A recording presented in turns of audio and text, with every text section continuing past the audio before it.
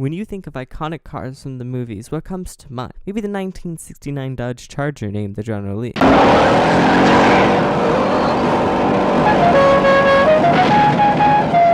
Or what if James Bond's decked out Aston Martin?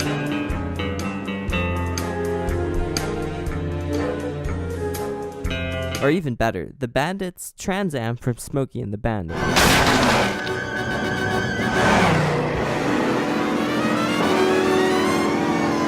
How about we narrow down the time period for the cars to the 80s, one of the most unique time for vehicles since the gas crisis was at its peak, and manufacturers were really getting creative with how to make their cars more fuel efficient, not to mention that everything was designed to look futuristic and all sci-fi-y. How about the Lamborghini Countach with its V12 and upward opening scissor doors, which were built out of necessity?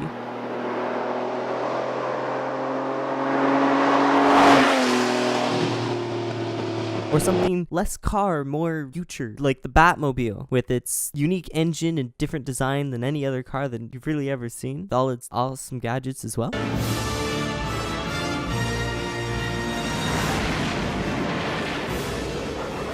How many of you thought of the DMC DeLorean, the Back to Future car, as the most iconic movie car? Most of America was introduced to it in the 1985's Back to the Future. It was a car unlike anything else on the road, and for generations, car fans and film buffs looked for Doc's flying car to leave flames instead of skid marks. It's perhaps one of the most recognizable cars ever made, though it was only in production for barely 2 years. It had going doors, tiny windows, and is built out of stainless steel. But its fame and desirability came 3 years too late to save the company that made it. Created and named for a man who was perhaps too close to the rock star that Marty McFly wanted to be. But how many know the tale behind the stainless steel web? About the maverick-out engineer who built a car company, stamped his name on it, and lost it in a whirlwind of jet-settling excess that accumulated in a $9 million cocaine bust. How did John DeLorean create a vehicle that managed to become an icon of the 80s, yet it was a massive bust? It's a story that so perfectly sums up the 80s you'd think that Scorsese made it up, but he didn't. This all happened. So buckle up, baby, because where we're going, we don't need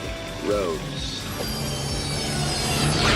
John Z. DeLorean was an automotive success story. He began working for Chrysler while still in college, learned his commitment to quality at Packard Motors, and worked as an engineer at AMC. He then moved to General Motors, where he rose through the ranks as a young designer. DeLorean is credited for the birth of the historic Pontiac GTO and the Firebird. He remade Pontiac's reputation and made a reputation for himself. As the youngest head of Chevrolet, he was tasked with rolling out the much less iconic Chevy Vega. To distract from the shortcomings, DeLorean harnessed his reputation and stepped into the spotlight doing magazine interviews and TV spots, touting that the Vega could beat any European car in handling and acceleration. It couldn't. By 1972, John DeLorean's work ethic, commitment to quality, and hey, screw you, I know what I'm doing attitude made him the youngest vice president in GM history. And he was in line to be the president of GM. Being the president of GM at that time was like being next in line to be king. The public saw him as a 6'4" American dreamboat. He had cultivated a reputation as the automotive industry golden boy. After a decade at GM, he'd grown tired of the politics between execs and design. He thought it was too corrupt, and he thought that they were too square. He was a celebrity and he was a rebel. And emboldened by his new public image,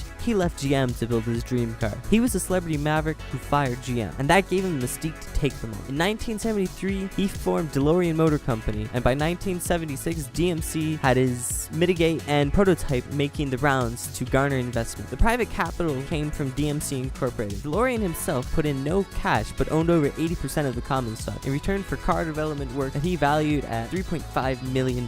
To further the upfront cash flow, DeLorean promised 4 gold-plated DMC 12s for $80,000 each, which equates roughly to $243,000 in today's money. All of those still exist. I just want to take a second to help you notice how badass this dude was. He took his car, which he put his name on it, and said, yeah, sure, I'll gold plate it to get more stock. Who else does this? The new DeLorean Motor Company had glamorous investors like the Tonight Show Johnny Carson, as well as a unique plan to get investments from car dealers. But the brand new factory and car required north of $100 million in investment. That meant government cash. There were few potential timelines. Early flirtations with Saudi Arabia investors and the state of Pennsylvania fizzled.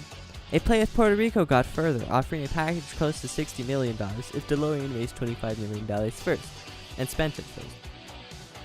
But Northern Ireland, and therefore UK, eventually paid around $120 million, depending on how you split the loans, grants, and guarantee. This was with an insanely fast 18-month time frame and an even more unstable political environment. All this was during the Troubles, a violent sectarian conflict which Northern Ireland was fighting over whether they should be part of the Republic of Ireland or the UK. And this is why DeLorean got the money. The British government wanted to add stability and jobs to a violent, unemployed, plagued region. Barry Wills says that it actually didn't impact production that much, but riots did spill into the factory, and they had to consider stuff like hunger strikes in their production timeline. DeLorean went on Nick Fury and put together an all-star team to build his car. He tasked chassis design to Colin Chapman, founder and owner of Lotus, and he designed the body with Giorgetto Giugiaro.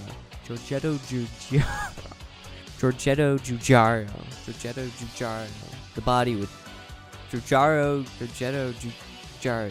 And he designed the body with Giorgetto Giugiaro of Ital Design. They settled on a stainless steel car with gull-wing doors that was under 45 inches high with about 5 inches of ground clearance. For his legacy, DeLorean had to find new technology to accommodate the groundbreaking design. To make the doors lighter, only half the window rolled down. It was called a tow window because it was just big enough to pay a toll. They also needed special struts designed by German Aerospace in order to hold the doors' weight. For weight, the body had to be fiberglass with stainless steel panels. They couldn't find an engine suitable for the design, so they commissioned one. This flying wedge would be powered by a Peugeot Renault Volvo PRV 2.85 liter V6, which produced around 130 horsepower. Now we have an American company in charge of an Italian-designed car in an Irish factory powered by a France-Swiss engine. What could go wrong? Turns out everything. John DeLorean was a risk-taker who gambled on himself. He towed the line between success and disaster, and was about to find himself in the perfect storm of bad luck and bad timing. For starters, DeLorean was facing allegations of drug trafficking. DMC's PR was doing a good job of dismissing the allegations, which we know now look like a rich guy buying coke in 1980. That's what he did right. Design, handling, marketing, cutting-edge digital technology.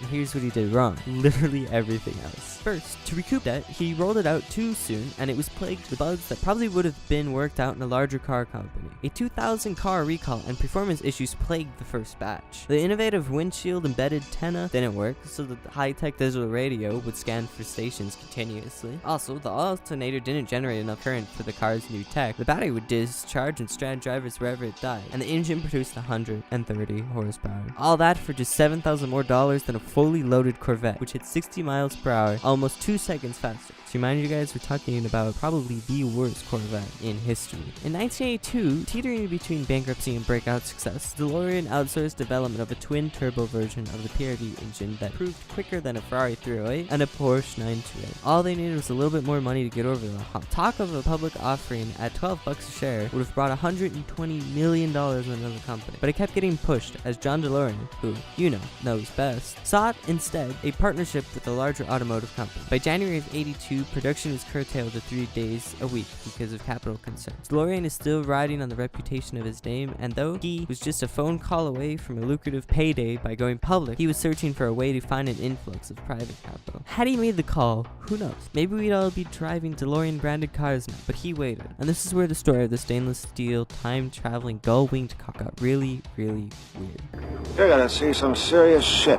Undaunted by reason, the feds put a plan in place. In October of 1982, John DeLorean got a call about an investment opportunity, an offer that could save his business. So naturally, he hopped on a plane from New York to LA and went to a meeting in an LAX hotel. But it was a sting. The FBI set him up with more than 59 pounds of coke, with about $6.5 million in 1982 money, and nabbed him leaving the hotel. They alleged that he tried to finance a drug trafficking ring to turn 220 pounds of cocaine into financing to save his company. Followed was a media firestorm, and 2 days later the FBI brought in his charges against Mr. DeLorean to claim that he tried to import some heroin from Thailand. Almost immediately after his arrest, DeLorean Motor Company declared bankruptcy, not making it through the month. In 1984, a jury found John DeLorean innocent of all charges and asserted that it was a clear-cut case of entrapment, but the damage was done. After he was let out, DeLorean was asked when he planned to return to the automotive industry. His response: "Would you buy a used car from me?" In 2015, the Low Volume Vehicle Manufacturing Act was signed into law, and DMC Texas announced that they would be producing replica DeLoreans with an expected release date of 2017. According to their website, the company's official statement is, "A number of hurdles exist before production can become something their founder, John DeLorean, learned the hard way."